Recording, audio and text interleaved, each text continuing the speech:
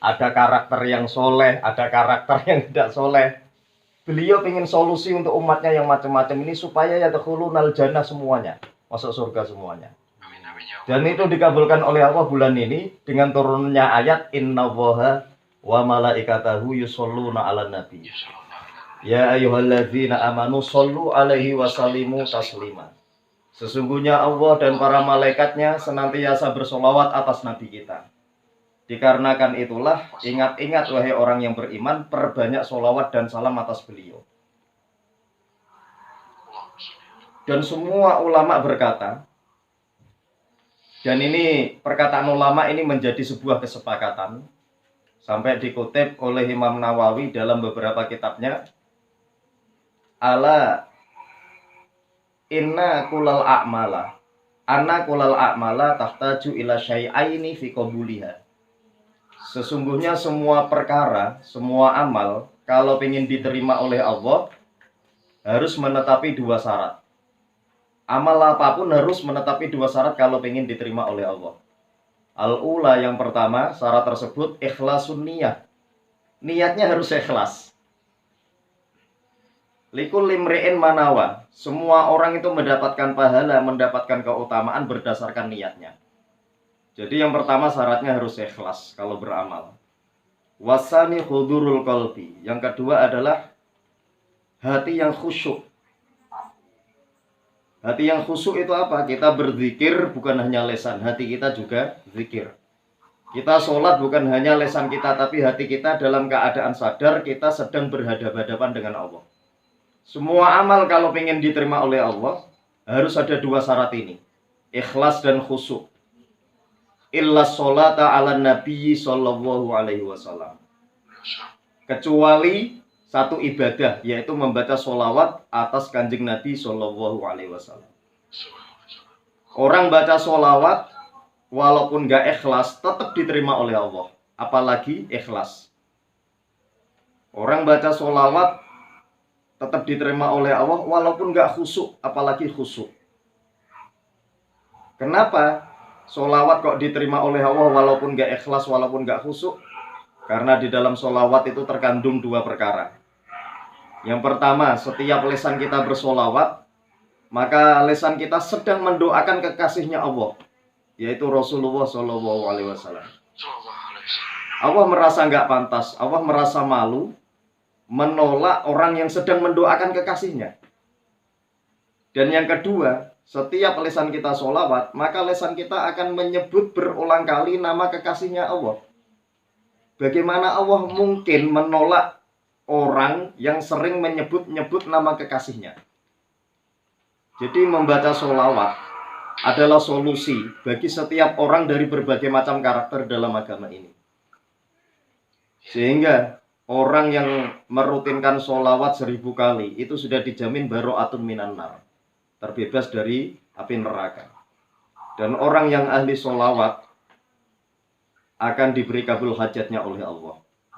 Sehingga setiap orang Islam kalau sudah menetapi bacaan sholawat, sudah memperbanyak sholawat, mereka akan langsung mendapatkan mursyid langsung, yaitu Rasulullah SAW.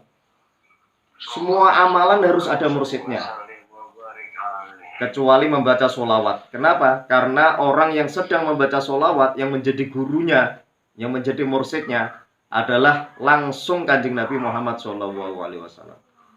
Sehingga macam bacaan sholawat apapun itu tidak butuh ijazah pada dasarnya, nggak butuh sanad. Kenapa? Karena sanadnya langsung Al-Quran, sanadnya langsung hadis. Jadi segala macam sigot sholawat ketika kita temukan mungkin di Facebook atau kita dengar di YouTube, boleh langsung kita amalkan tanpa harus bertatap muka langsung dengan gurunya tersebut. Dan perlu kita ketahui, sholawat yang pertama kali dikenalkan kepada manusia, kepada datuknya manusia, yaitu Nabi Adam, itu adalah sholawat yang terpendek, yaitu Shallallahu ala Muhammad. Ini sholawat pertama kali yang diperkenalkan kepada Nabi Adam.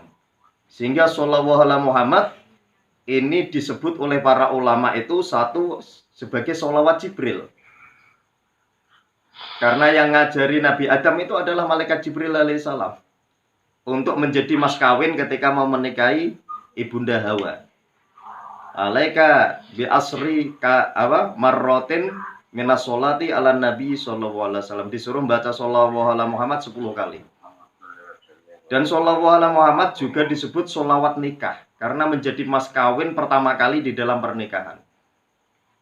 Dan sebagian ulama menyebut sholawat ini adalah sholawat Khidir karena sholawat ini sangat disenangi sama Nabi Khidir alaihissalam. Sehingga saya pernah mendengar riwayat dari sebagian ulama bahwasanya Syekhona Khalil Bangkalan Madura itu setiap hari setiap malam nggak kurang dari 6.000 kali membaca shollallahu ala Muhammad. Kalau kita sudah terbiasa membaca shollallahu ala Muhammad, per 1000-nya itu 15 sampai 20 menit selesai.